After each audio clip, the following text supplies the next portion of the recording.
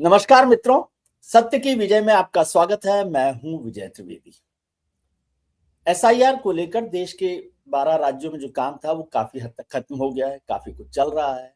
अब draft list आ रही है, ड्राफ्ट लिस्ट आने वाली है, लेकिन एक बड़ी चर्चा हो रही है। बहुत सारे राज्यों की चिंताएं हैं, खासतौर से उत्तर प्रदेश जैसे राज्य में चिंता हो रही है मुख्यमंत्री जी को कि 4 करोड़ की करीबन वोटर अभी गायब दिखाई दे रहे हैं उनको, और उनको चिंता हो रही है कि भाई हमारा वोटर है वो कहाँ चला गया है। तमिलनाडु में भी इसी तरह की बड़ी चिंता बताई गई है। पश्चिम बंगाल में अलग तरह की चिंता हो रही है, वहां कह रहे हैं कि घुसपैठियों ने कब्जा कर रखा है, तो भारतीय जनता पार्टी को लग रहा है कि वो बने रहेंगे वोटर।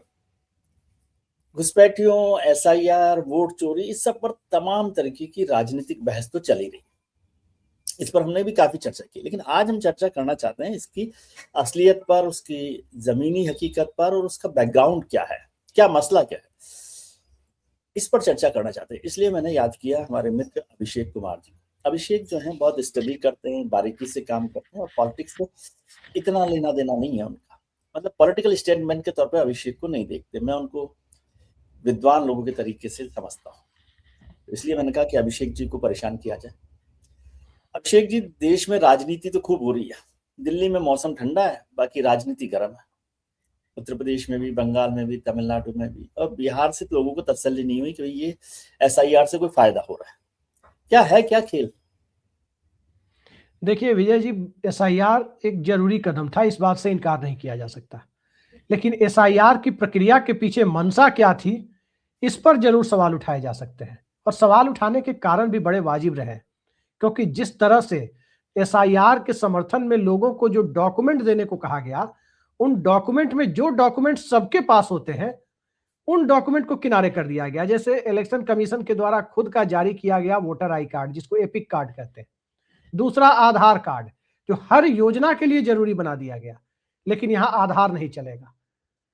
अब जैसे बिहार में 14% लोग 10वीं पास थे, वहां कहा गया कि 10वीं की मार्कशीट या सर्टिफिकेट, या अथॉरिटी द्वारा जारी किया गया आवासीय प्रमाण पत्र, इस तरह की चीजें 12 डॉक्यूमेंट को दिया गया।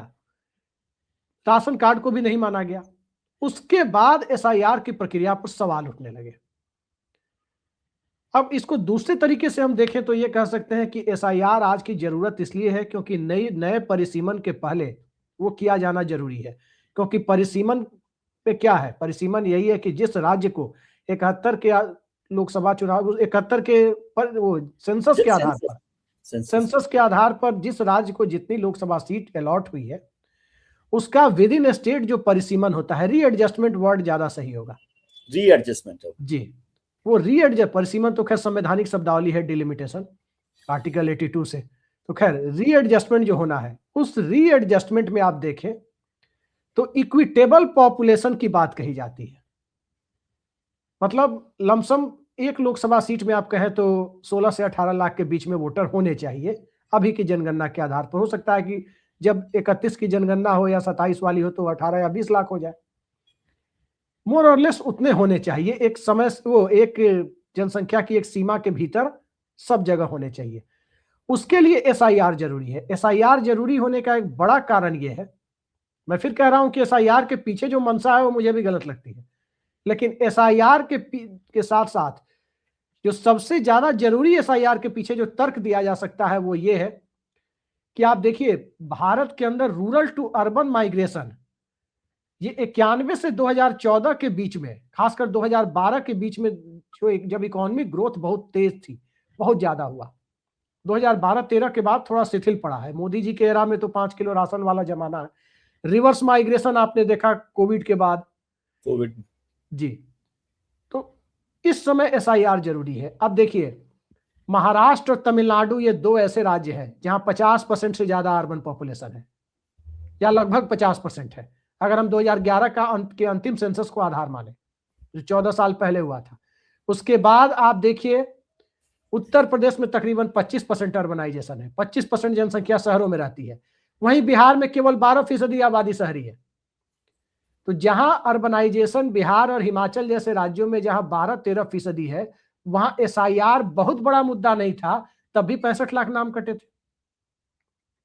65 लाख में हो सकता है कि कुछ लोग दिवंगत हो गए हों, कुछ लोग ऐसे थे जिनके दोनों जगह शहरों में भी घर है, गांव में भी घर है, तो गांव में लोग जानते हैं कि प्रॉपर्टी डिस्प्यूट इन सब से बचने के लिए गांव में वोटर लिस्ट को अपने एक आधार के तौर पर देखते हैं कि वो उस खानदान से है, उनकी प्रॉपर्टी है, उनके बेटे हैं, एक सपोर्टिंग डॉक्यूमेंट के तौर पर देखते हैं कि कोई प्रॉपर्टी से अगर बेदखल भी करेगा तो ये आधार के तौर पर इस्तेमाल होगा।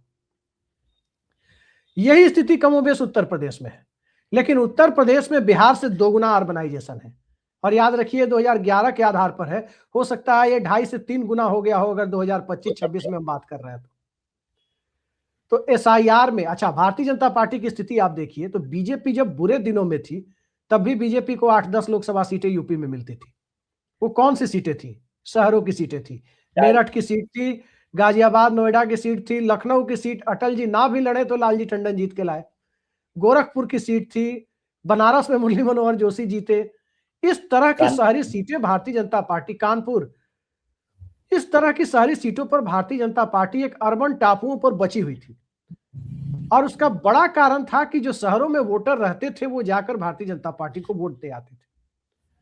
अब स्थितियां ये है, बिहार से उलट स्थिति है कि बिहार का विधानसभा चुनाव, इसे संयोग कहें या प्रयोग, बिहार के सबसे बड़े लोग पर छठ के समय पड़ता है, तो वहां तो लोग गांव में चले ही जाते हैं। जो बिहार के बाहर रहते हैं उनमें भी ज्यादातर लोग आ जाते हैं, तो वोट पड़ जाता है। उत्तर प्रदेश का विधानसभा चुनाव फरवरी में पड़ता है, लोकसभा चुनाव प्रचंड गर्मी में मई में पड़ता है।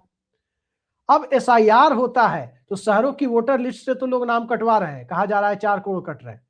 गांव में जहां लोग जाएंगे वोट डालने की नहीं जाएंगे इसकी कोई गारंटी नहीं है, लेकिन गांव वाले वोटर लिस्ट में जो उनका नाम है उसको लोग कैरी ऑन कर रहे हैं, उसी को लोग बरकरार रख रहे हैं। तो उस परिस्थिति में भारतीय जनता पार्टी को लग रहा है कि ये मामला उल्टा पड़ सकता है।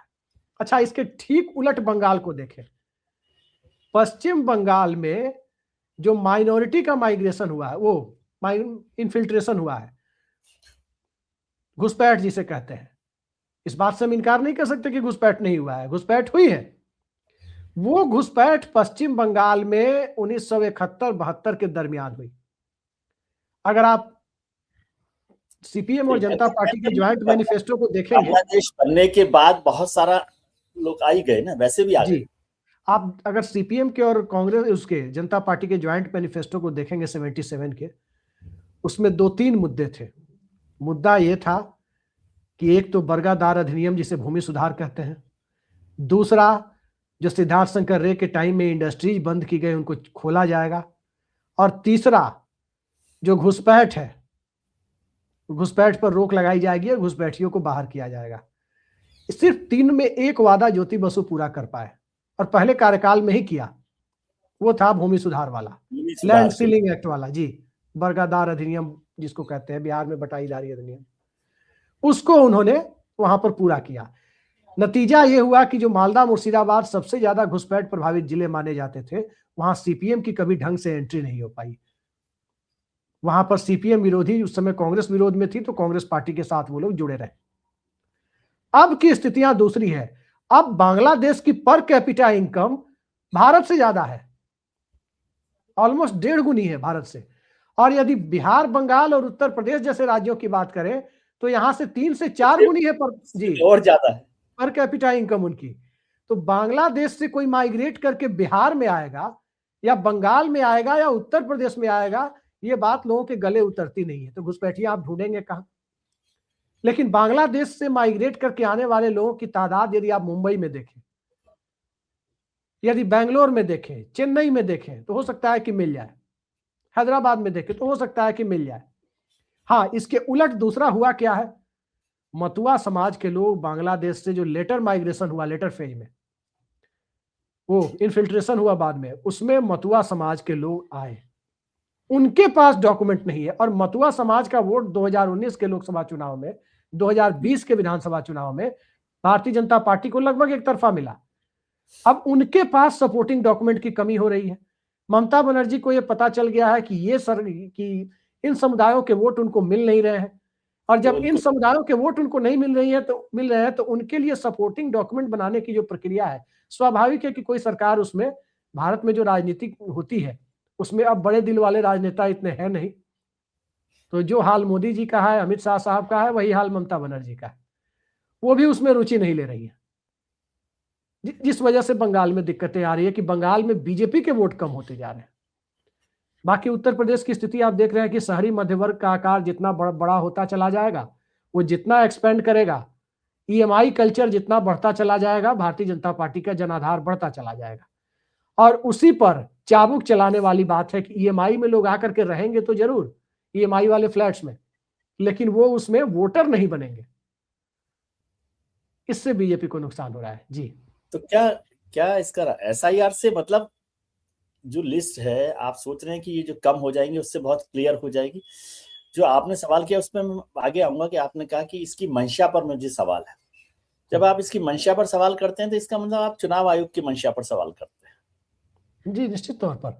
कल ही जीतन राम मांझी ने क्या कहा है, आप कल से वो वीडियो वायरल हो रहा है कि उनके कैंडिडेट को कोई एक डीएम थे जिनसे कहकर जीतन राम मांझी ने, जो जीतन राम मांझी कह रहे हैं उनकी बात मैं कह रहा हूं, कि उन्होंने कहकर 2700 वोट से हारे हुए व्यक्ति को चुनाव जितवा दिया।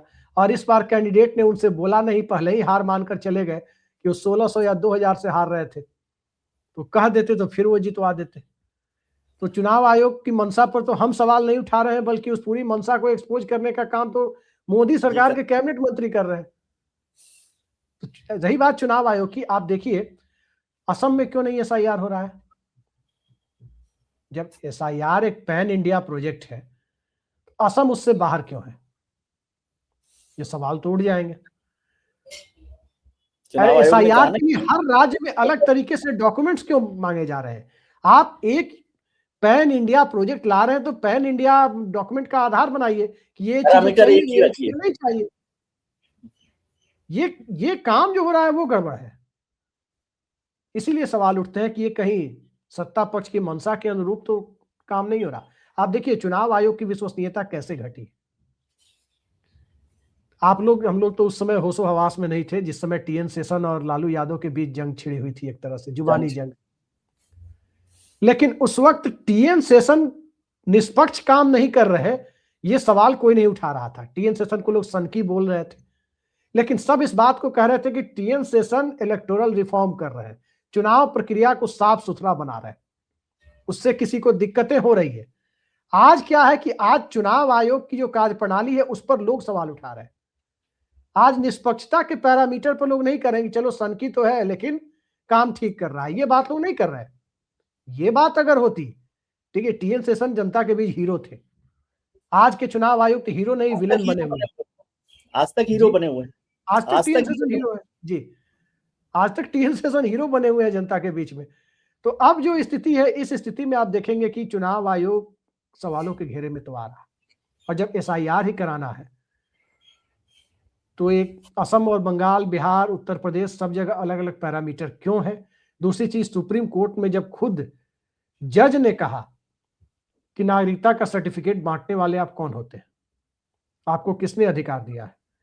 जब चुनाव आयोग के वकील ये दलील दे रहे थे कि आधार नागरिकता का प्रमाण पत्र नहीं है, उस वक्त भी ये पूछा गया कि जो डॉक्यूमेंट्स आप मांग रहे हैं क्या वो नागरिकता का प्रमाण पत्र है? पहली चीज कि भारत सरकार कोई नागरिकता के आधार पर इशू करे सर्टिफिकेट देना, वो भी चीजें समझ में आती है कि वो एक सर्टिफिकेट है जो नागरिकता का सर्टिफिकेट, वो तो आपने दिया नहीं। तो नागरिकता तय कैसे होती है? नागरिकता जन्म के आधार पर तय होती है। एक चीज तय होनी है ना कि नागरिकता भले ही चुनाव आयोग का अधिकार नहीं है तय करना, वो होम मिनिस्ट्री का अधिकार है जी, लेकिन वोट तो केवल हिंदुस्तान का नागरिक दे, ये काम तो है ना। तो हिंदुस्तान का नागरिक वोट दे, तो नागरिक तय करने के लिए गृह मंत्रालय पहले कोई गाइडलाइंस तो निकाले कि इस देश का नागरिक कौन होगा, ये तय करने के लिए या तो जो संविधान में गाइडलाइन दी हुई है उसके आधार पर चुनाव आयोग निकाले। अब पहचान के तौर पर देखिए, आवासीय प्रमाण पत्र चलेगा। मेरे परिवार में भी एक दो लोगों को दिक्कत हो रही थी, जिनकी शादियां थी, जो बहुएं हैं घर में आई थी, उनके लिए क्या है, आवासीय प्रमाण पत्र चलेगा, लेकिन आवासीय प्रमाण पत्र अगर बनवाने जाइए तो उसके लिए आधार कार्ड चाहिए। आधार कार्ड चाहिए, और वही आधार सीधे चुनाव आयोग नहीं मानेगा। मतलब कान सीधे नहीं पकड़ के हाथ पीछे से लाके कान पकड़ने वाली बात, तो उससे फायदा क्या मिल रहा है आम लोगों की परेशानी के सिवा? और रही बात कि दो जगह से किसी का नाम है तो एक जगह हटाने के लिए, उसके लिए तो सॉफ्टवेयर है, 80-90% नाम वैसे ही हट जाते हैं। अगर किसी का 2 जगह नाम है, नाम फादर ने, ऑटो डिटेक्शन है उसमें, तो कोई ऐसा जी, बड़ा काम इस तरह की जो चीजें हो रही है वो कहीं ना कहीं लग रहा है कि सिस्टम ट्रांसपेरेंट नहीं है। और कोई भी संस्था, मेरा मानना है कि अगर राष्ट्रीय सुरक्षा से जुड़ा हुआ मसला यह है नहीं, सेना से जुड़ा हुआ मसला यह है नहीं, इंटेलिजेंस से जुड़ा हुआ मसला, रॉ और आईबी का मसला है नहीं, ये मामला वोटर का है, वोटर तय करने का है। और इस मामले में ट्रांसपेरेंसी से दूर भागने वाली जब बात है, तब सवाल उठता है कि कहीं ना कहीं तो दाल में काला है। आप देखिए कि जो सीसीटीवी फुटेज है, उन सीसीटीवी फुटेज को डिलीट करने की बात है कि 45 दिनों के बाद शायद उसको खत्म हो, डिलीट डिस्ट्रॉय कर दिया जाएगा, वो नहीं रहेंगी। और सीसीटीवी फुटेज को दिखाने की बात होती है तो बहु बेटियों की प्राइवेसी, जबकि चुनाव आयोग खुद ऐड देता है चुनाव के दिन या उसके पहले महिलाओं की फोटो, लाइन में लगी हुई महिलाओं की फोटो लगा के। दूसरी बात है कि वीवीपैट का मामला आप देखते होंगे। आप ये बताइए सर, चुनाव हुआ 17 मई को मतगणना, 16 मई को मतगणना हुई थी 2014 में, 26 मई को नरेंद्र मोदी सरकार ने शपथ ली। क्या फर्क पड़ता है अगर मतगणना एक दिन के बदले 2 दिन हो जाए हो जाए, और वीवीपैट की पर्चियों का मिलान करके तब उसके बाद नतीजे घोषित किए जाए, और उसमें एक लाइन की गाइडलाइंस आ जाए कि अगर वीवीपैट और मशीन में किसी तरह की दिक्कत है तो वीवीपैट वाले को ही हम असली मानेंगे। क्या फर्क पड़ता है उससे? काउंटिंग अगर 2 दिन हो जाए, चुनाव 7 फेज हो सकता है। 11 अप्रैल का 11 अप्रैल को पहला चरण और 23 मई को मतगणना, 42 दिन तक चुनाव चल सकता है। लेकिन काउंटिंग 2 दिन हो जाएगी तो डिले हो जाएगा। ये लॉजिक हमारे गले नहीं उतरता सर, कि आखिर वीवीपैट को काउंट करने से भागते क्यों हैं। जी। कई सारे ऐसे तो सवाल हैं जिन सवालों को अगर आप देखें तो बहुत सारी चीजें साफ साफ दिखाई देती है। जी, तो मतलब आप क्या समझ रहे हैं कि जो एसआईआर की एक्सरसाइज हो रही है, इससे भी हमारे जो वोटर लिस्ट है वो ठीक बनेंगी कि नहीं बनेंगी? और ये सारा प्रोसेस केवल ऐसे ही हो रहा है कि एक काम कुछ करना था चुनाव आयोग को, इसलिए किया जा रहा है? दूसरा, जब आप ये कहते हैं कि एसआईआर पर ये गड़बड़ है, तो एसआईआर और वोट चोरी जो राहुल गांधी जी बहुत लंबे समय से, वो जनता के साथ एक बड़ा मुद्दा क्यों नहीं बना? मुझे नहीं पता कि जनता कनेक्ट है कि नहीं, लेकिन वो एक बड़े मुद्दे के तौर पर सड़क पर नहीं दिखाई देता। ये तो साफ है। देखिए, सड़क पर दिखाई नहीं देने का एक बड़ा कारण है। बड़ा कारण यह है कि हम एक 91 के बाद आप देखें तो एक ऐसे कंज्यूमर क्लास में तब्दील किए जा चुके हैं जिस कंज्यूमर क्लास के अंदर नागरिक बोध कम होता जा रहा है। और इस देश में जब भी कोई बड़ा आंदोलन हुआ, दुनिया में जब भी कोई बड़ा आंदोलन हुआ है, वो नागरिक बोध की उपस्थिति में ही हुआ है। हाँ, इसीलिए कर जी। अब भारत के अंदर कंज्यूमर क्लास में नागरिकों को बदला जा रहा है, एक उपभोक्ता सामग्री के तौर पर लोगों को देखने की प्रक्रिया, और लोग भी उस ढांचे में ढलते जा रहे हैं। सरकार प्रोड्यूसर है और जनता उपभोक्ता है। 5 किलो राशन 10,000 रुपए, इससे चुनाव प्रभावित हो जा रहे हैं। जबकि इसी देश ने देखा है कि 1989 में राजीव गांधी ने संविधान संशोधन कराया, और संविधान संशोधन करा के 21 साल से की जगह वोटर बनने की आयु सीमा को 18 साल किया। 89 के एंड में चुनाव था, और पुराने उस वक्त के जो शिक्षक लोग हैं ग्रामीण इलाकों में या छोटे शहरों में, वो लोग अभी भी बताते हैं कि गर्मी की छुट्टियां उनकी कैसे बीत गई पता ही नहीं चला, वो वोटर लिस्ट में नाम जोड़ते रहे 18 से 21 के बीच के लोगों को। पहली बार वोटर बना वो तबका, उससे बड़ा लाभार्थी तो कोई हो नहीं सकता था। लेकिन वही वर्ग सबसे ज्यादा बोफोर्स को लेकर सामने आया और उसी ने राजीव गांधी को हरा दिया। वो सबसे ज्यादा आक्रामक था। तो सवाल यही है कि अब उस दौर में वो कंज्यूमर क्लास वाली फीलिंग आई नहीं थी, अब वो कंज्यूमर क्लास वाली फीलिंग आती जा रही है। अब हालांकि ये स्थितियां भी बदलेगी, क्योंकि आप देखिए हर जगह यही हुआ है, जनता को जब आप कुछ देते हैं तो वो अधिकार समझने लगती है, और फिर उसके बाद यूज टू होना शुरू हो जाते हैं लोग, और फिर नागरिक चेतना वापस लौटती है। फिर वापस लौटती है। रमन सिंह चावल वाले बाबा को आप देखिए, उनका चावल का पैकेट जब चुनाव जीते 3 बार तब भी जारी था, और चौथी बार हारे तब भी जारी था। अब भी जारी थी। चावल का पैकेट छोटा नहीं हुआ था, उल्टा बड़ा जरूर हो गया था। राशन का पैकेट जो घर घर पहुंचता था, नवीन पटनायक को देखिए, सबको आप देख सकते हैं। नीतीश कुमार ने तो एक नए तरह के लाभार्थी खड़े कर दिए, महिला। हर घर में महिलाओं के वोटिंग ट्रेंड को आप देखें तो पुरुषों से अलग जा रहे हैं। वो बिल्कुल एक नई लाभार्थी है। 35% सरकारी नौकरियों में हॉरिजॉन्टल रिजर्वेशन। पंचायतों में पहला स्टेट बना बिहार जिसने 50% महिलाओं को रिजर्वेशन दिया, हर जगह महिलाओं को। तो उन्होंने एक नए तरह के लाभार्थी को खड़ा किया। जो महिलाओं को 2006 में वो 6ठी 7वीं क्लास में साइकिल देकर स्कूल में लाए, अब वो ग्रेजुएट पीजी करके नौकरी मांग रही है, तो रिजर्वेशन भी आ गया 35%। उसी जगह उन्हीं को परमानेंट कर दिया उन्होंने वोटर के तौर पर। लेकिन सवाल यह कि वो भी तो एंड की तरफ बढ़ रहा है। 2020 में वो असर दिखा था, फिर उनको 10,000 देने पड़ रहे हैं जी। लेकिन ये भी ज्यादा दिन चलेगा नहीं। मोदी जी का गैस सिलेंडर अगर पुलवामा नहीं होता तो 2017 में 2019 में ही वो एक्सपोज हो चुका होता। वही स्थिति है, धीरे धीरे चीजें बदलती हैं। आखिर कितना जनता को आप कितनी चीजें देंगे, जनता को कितना दिया जा सकता है। जी। अब इसमें एक एसआईआर से जुड़ा एक और मुद्दा जो घुसपैठियों को लेकर खासतौर से भारतीय जनता पार्टी जिसको बड़ा इशू बनाती है, और अभी तक समझ नहीं आया। बिहार की एसआईआर हो गई, लिस्ट हो गई, उसमें एसआईआर के बाद घुसपैठिए आए नहीं। जो राज्यों में हो रहा है वहां भी घुसपैठिए कितने होंगे नहीं होंगे। तो ये सारी एसआईआर चुनाव आयोग ने या भारतीय जनता पार्टी ने शुरू की थी घुसपैठियों की पहचान के लिए। एक्चुअली वोटों का शुद्धिकरण, वोटर लिस्ट का शुद्धिकरण तो ठीक है, लेकिन मसला था कि घुसपैठियों को बाहर किया जाए। तो ये घुसपैठिए छुपे हुए कहाँ हैं जो मिल ही नहीं रहे। एक्चुअली जो मुद्दा जनसंघ के पास 1960 में था, जिस मुद्दे के साथ आज के नेताओं की ट्रेनिंग हुई है, बचपन से वही सिखाया गया, अब वो मुद्दा बदल चुका है। लेकिन चूंकि बचपन में वो ट्रेनिंग हो गई है कि घुसपैठिए आते हैं, घुसपैठिए लो इनकम सोसाइटी से हाई इनकम सोसाइटी की तरफ जाते हैं, हाई इनकम कंट्री में जाते हैं। जैसे भारत के लोग अभी पिछले साल ही 1 साल में कितने लोग अमेरिका में घुसे, और उसमें आधे गुजराती थे, कई लाख लोग हैं। अमेरिका के लोग भारत में तो घुसने नहीं आएंगे ना। मैक्सिको बॉर्डर से या उधर से कनाडा बॉर्डर से जो इंडियन घुस रहे थे अमेरिका में, क्योंकि भारत की तुलना में अमेरिका के की पर कैपिटा इनकम कई गुना ज्यादा है। भारत में $2,500 है, अमेरिका में $80,000 है। तो अमेरिका का आदमी क्यों आएगा भारत में। इसी तरह बांग्लादेश की 3500 से ऊपर है, भारत की 2400 के आसपास है, $2,400 पर एनम। क्यों आएगा। तो आप इस पूरे घुसपैठ वाली बात जो है, घुसपैठ वाली बात अब ये गले नहीं उतरती है।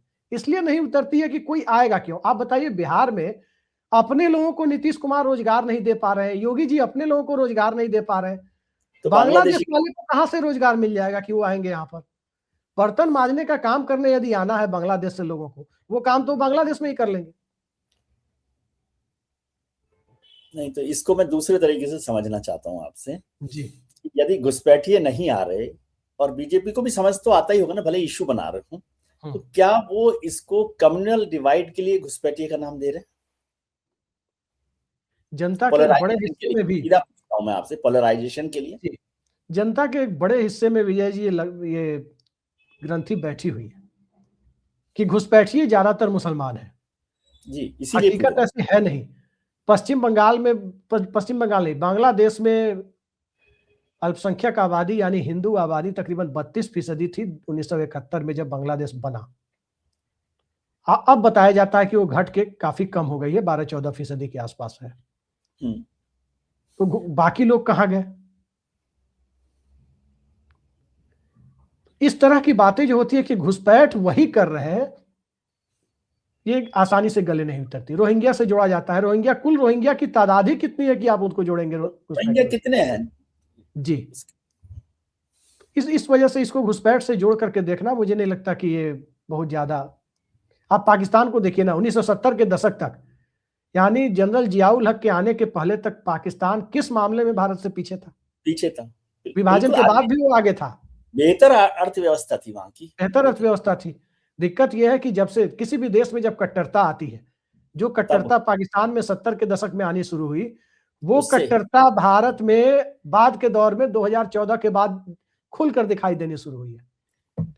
तो उसका नुकसान तो कहीं ना कहीं भुगतना पड़ेगा। आप देखिए, मैं बार बार इसको कहता हूं, दुनिया की सबसे बड़ी क्रिश्चियन डोमिनेटेड कंट्री है यूएसए। सबसे ज्यादा क्रिश्चियन आबादी वही है। वो एक सेकुलर इथोज वाली कंट्री है। सबसे बड़ी मुस्लिम पॉपुलेटेड कंट्री है इंडोनेशिया, वो भी एक सेकुलर इथोज वाली कंट्री है। और सबसे बड़ी हिंदू पॉपुलेशन वाली कंट्री है इंडिया। वो भी एक सेकुलर कंट्री है। अब जरा इसके उलट आप धर्म के आधार पर बने हुए राष्ट्रों को देखें, चाहे वो नेपाल रहे हो पहले तक, कुछ दिनों पहले तक, चाहे वो पाकिस्तान रहे, आओ क्या हश्र हुआ। सीधी सी बात है सर कि डेमोक्रेसी कहती है कि संप्रभुता संविधान में सन्निहित है, धर्म कहता है, रिलीजन कहता है संप्रभुता ईश्वर में सन्निहित है, सोवर्निटी लाई इन गॉड। और इन दोनों के बीच में कभी भी तालमेल नहीं बैठ सकता। तो जब भी ये चीजें, अब आप सोचिए कितना मजाक बन रहा है कि मनरेगा की जगह नया बिल लाना था, सरकार को मनरेगा की जगह नया बिल लाना था, कोई दिक्कत नहीं, आप ला सकते थे। आपको लग रहा है कि मनरेगा अब इफेक्टिव नहीं है क्योंकि 100 दिन के कार्य दिवस की जगह 42.8 दिन 8 दिन लोगों को मिल रहा है, लगभग 43 दिन का ही रोजगार मिल पा रहा है। आप नया बिल लाइए, कोई दिक्कत नहीं थी। नए बिल को थोड़ा और सुधार के लिए लाया जाता है जिससे ज्यादा से ज्यादा लोग आए। सबसे बड़ी सुधार की जरूरत थी कि जब पीपीपी मॉडल में काम हो रहा है तो पीपीपी मॉडल में रोजगार भी मिलना चाहिए, रोजगार मिलना चाहिए। पीपीपी मॉडल वाले से आप अलग कर देते हैं, उससे ज्यादा लोगों को रोजगार मिलेगा और 100 दिनों का टारगेट पूरा किया जा सकता था। उल्टा एक नई चीज आ गई कि अब राज्यों पर बर्डन डाला गया 40% का, ऊपर से खेती के दिनों में, अब खेती के दिनों में रोजगार नहीं मिलेगा तो होगा क्या, खेती के दिनों में मजदूर सस्ते हो जाएंगे और जो बड़े किसान हैं वो उसको उनकी बार्गेनिंग पावर बढ़ जाएगी। वैसे कि गरीब मजदूरों के पास क्या होता था, 50-100 रुपए अपनी मजदूरी बढ़वा लेते थे खेती के समय में कि मेरे पास दूसरा विकल्प भी है। तो इस तरह की जो चीजें चल रही है, मुझे लगता है कि एक बहुत अवैज्ञानिक तरीके से बनाया गया है और उसमें जी राम से कोई लेना देना नहीं है, आधा हिंदी आधा अंग्रेजी जोड़ करके जी राम जी बनाया गया। तो अलग विषय। तो आप देख सकते हैं कि चीजें उत्तरोत्तर रूप से बेहतर करने की बजाय कहीं ना कहीं वो डाउनग्रेड की जा रही है। आपने कहा कि एसआईआर और ये नागरिकता को लेकर भारत में कोई अभी व्यवस्था नहीं है, तो उसके लिए भारत सरकार कहती है कि एनआरसी लाएं, लेकिन जब एनआरसी की बात होती है तो सारा देश खिलाफ खड़ा हो जाता है, खासतौर से जो नॉन बीजेपी पार्टीज हैं। तो एक बार बन जाए क्या दिक्कत है, सारी दुनिया भर में भी तो लोग सिटीजनशिप को तो देखते ही है ना, तो सिटीजनशिप बन जाए तो इसमें क्या परेशानी है? विजय जी, सबसे पहले ये ध्यान देने की जरूरत है कि सिटीजनशिप देने का और सिटीजनशिप के लिए आपके पास कोई कार्ड होना चाहिए। जैसे मनमोहन सिंह के समय में शुरू हुआ कि आधार कार्ड दिया जाएगा, आप इस तरह का एक कार्ड लाइए, आप इस तरह का एक यूनिक नंबर लोगों को देना शुरू कीजिए, तब लगेगा कि आप सिटीजनशिप के लिए गंभीर हैं और सिटीजन को लेकर के काम, खासकर इन्फिल्ट्रेशन को रोकने के लिए गंभीर है। इस तरह का कोई काम हो नहीं रहा है। उसके लिए आप क्राइटेरिया तय करें जो संविधान में दी गई है नागरिकता के लिए, उसमें अगर कुछ और चीज जोड़ना चाहें तो जोड़े, भी जोड़ सकते हैं, कोई बात नहीं। लेकिन फ्री एंड फेयर काम कैसे होता है? आप देखिए, जब वोटर आई कार्ड बनवाने थे तो टीएन शेषन ने एक फॉर्मूला दिया, हालांकि टीएन शेषन नहीं, वो दिनेश गोस्वामी समिति की सिफारिश थी जिसको लागू भर करने का काम उन्होंने किया। तो एक आया कि वोटर आईडी कार्ड दिए जाएंगे वोटर्स को। ठीक इसी तरह देश के लोगों को आधार कार्ड एक यूनिक नंबर दिया जाएगा और बायोमेट्रिक आईडी होगी।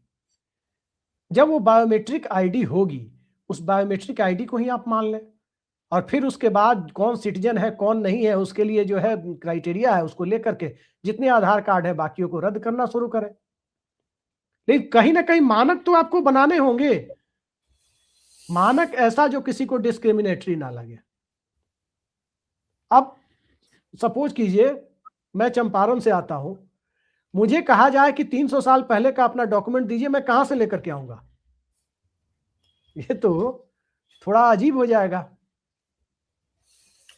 चलिए एक आखिरी सवाल के तौर पर पूछते हैं, इस पर तो लंबी चर्चा हो सकती है। अभी संसद में 2 दिन तक लोकसभा राज्यसभा में चुनाव सुधारों को लेकर चर्चा, मुझे तो समझ नहीं है कि क्या चर्चा हुई और क्या नतीजा निकला। आपको लगता है कि कोई बहुत गंभीर बात हो पाई है 2 दिन में? मतलब लगातार बहुत लंबे समय तक बात हुई, ऐसा नहीं है, टाइम पूरा डिबेट में मिला, लेकिन क्या आपको लगा कि कोई चुनाव सुधार का रास्ता निकला है? देखिए, चुनाव सुधार को लेकर या इस पूरे संसद सत्र में कहे तो इतना वर्थलेस मुझे कभी लगा नहीं संसद का कोई सत्र। पहले दिन तो वंदे मातरम के ऊपर इतनी लंबी चर्चा, उसके बाद चुनाव सुधार पर जो चर्चा हुई वो एसआईआर पर केंद्रित होकर रह गई। चुनाव सुधार के लिए सबसे पहले जरूरी क्या है? सबसे पहले जरूरी है चुनाव आयोग की स्वायत्तता को सुनिश्चित करना। चुनाव आयोग कागजों पर स्वायत्त है, लेकिन जब से 1 मेंबर की जगह 3 मेंबर बॉडी में उसे तब्दील किया गया, उस वक्त बहुमत का आंकड़ा सरकार के 2 चुनाव आयुक्तों के पक्ष में झुकता है, जिनकी नियुक्ति और रिमूवल प्रोसेस के बारे में सरकार को विशेषाधिकार है। सेक्रेटरी की तरफ से इन सब पर किसी ने चर्चा की? किसी ने नहीं की। बीमारी की जड़ कहीं और है। आप देखिए, टीएन शेषन भी आए थे। टीएन शेषन क्या थे? टीएन शेषन की पहचान कोई अशोक खेमका वाली तो थी नहीं। टीएन शेषन राजीव गांधी के बड़े अच्छे दोस्त थे, कैबिनेट सेक्रेटरी रहे थे, सत्ता के करीब रहे थे। लेकिन जब कॉन्स्टिट्यूशनल इम्यूनिटी उन्हें मिली, सेशन साहब को मैं जानता हूं कि वो राजीव गांधी के ब्लू आइड ऑफिसर्स थे जी। लेकिन आप देखिए, जब उन्हें कॉन्स्टिट्यूशनल इम्यूनिटी मिली कि पद पर बैठने के बाद कोई हटा नहीं सकता, उसके बाद शेषन साहब क्या हो गए? तो वही होता है कि जब एक संवैधानिक पद पर कोई व्यक्ति बैठ गया और संवैधानिक पद पर बैठने के बाद अगर उसे संवैधानिक सुरक्षा प्राप्त है, तो इस बात की गुंजाइश ज्यादा होती है कि फिर वो सरकार के इशारों पर काम नहीं करेगा। बिल्कुल, ये जो आपने बात कही, इसी पर मैं चर्चा कर रहा था। मेरे को हैरानी हुई कि जब विपक्ष जो है इम्यूनिटी को लेकर काफी हंगामा कर रहा है कि इलेक्शन कमिश्नर्स को इम्यूनिटी दी गई। मैंने कहा इम्यूनिटी का मकसद होता है सरकार से बचने का एक रास्ता संवैधानिक पदों पर बैठने वाले लोग आमतौर पर, क्योंकि डर तो सरकार से होता है ना, विपक्ष से तो डर नहीं होता कि सरकार उसके खिलाफ कोई एक्शन न ले, इसलिए जो कॉन्स्टिट्यूशनल पोस्ट हैं उनको इम्यूनिटी दी जाए जी। लेकिन यहाँ तो पूरा विपक्ष जो है इलेक्शन कमिश्नर्स की इम्यूनिटी को लेकर खिलाफ खड़ा हुआ है। ये मुझे लगता है कि कहीं ना कहीं इसमें गड़बड़ी है, दिक्कत है, या तो लोग चीजों को समझ नहीं पा रहे हैं। और अभी सत्ता पक्ष हो या विपक्ष हो, विजय जी आप लंबे समय से संसद को कवर करते रहे। जब आप दिल्ली आए होंगे लेट 80s या 90s में, उस वक्त पार्लियामेंट का जो कंपोजिशन था दोनों सदनों का, आज के पार्लियामेंट को आप देखें तो मुझे राजनीतिक तौर पर निरक्षर जमात, पॉलिटिकली इलिटरेट लोग दोनों पक्ष में, सत्ता पक्ष में और विपक्ष में ज्यादा दिखाई देते हैं। क्योंकि मुझे बड़ी हैरानी हुई कि ये इम्यूनिटी को लेकर विपक्ष जो विरोध कर रहा है, इसका मतलब उनको कॉन्सेप्ट ही नहीं पता इम्यूनिटी का जी। भाई आप देखिए ना, राजीव गांधी जब लेकर के आए थे पंचायती राज बिल, लोकसभा में तो पास करा लिया, राज्यसभा में कांग्रेस के लोगों ने उस बिल को पास नहीं होने दिया, और फिर उस बिल को लाने के लिए नरसिम्हा राव को कितने पापड़ बेलने लगे, और तब जाकर नरसिम्हा राव ने 93-94 में 73वां और 74वां संशोधन विधेयक पारित कराया, ग्राम पंचायत और नगर निकाय वाला। तो क्या था, 16 घंटे लगातार बहस हुई संसद में, पार्लियामेंट्री कमिटीज में मामला गया। अब किस तरह से बिल आ रहे हैं? आपने देखा कि 1 नेशन 1 इलेक्शन, किसी एक व्यक्ति के दिमाग में आइडिया आया, उसको लेकर के आ गए। ये फिजिबल कैसे होगा? ये किसी ने नहीं समझाया कि ये प्रेसिडेंशियल सिस्टम नहीं है, पार्लियामेंट्री सिस्टम है। पार्लियामेंट्री सिस्टम में व्यावहारिक रूप से लागू कैसे होगा? अगर इस कानून को पास भी कर दिया जाए तो लागू कैसे होगा? ये किसी को समझ में नहीं आएगा जी। तो इस तरह की चीजें जो लाई जा रही है, मुझे लगता है कि एकदम अव्यावहारिक तरीके से चीजें हो रही है। और खास करके 2012 के बाद से मैं देख रहा हूं, 2014 से ही नहीं, 2012 के बाद से ही मैं देख रहा हूं कि उस वक्त से लगातार सत्ता में जो भी बैठे हुए हैं, बहुत सारी अव्यावहारिक चीजों को लेकर के आ रहे हैं। जैसे डिमोनेटाइजेशन एक कदम आप देख लीजिए, वैट आपके सामने आया, असीम दास गुप्ता कमेटी बनी, पश्चिम बंगाल के वित्त मंत्री थे असीम दास गुप्ता। वैट के ऊपर कहीं कोई विवाद हुआ हो इस देश में तो आप बताइए? कहीं राज्यों की वित्तीय स्वायत्तता प्रभावित करने जैसी चीजें हुई हो तो बताइए? या कभी कोई मुख्यमंत्री वैट का शेयर लेने के लिए सुप्रीम कोर्ट पहुंचा हो तो बताइए?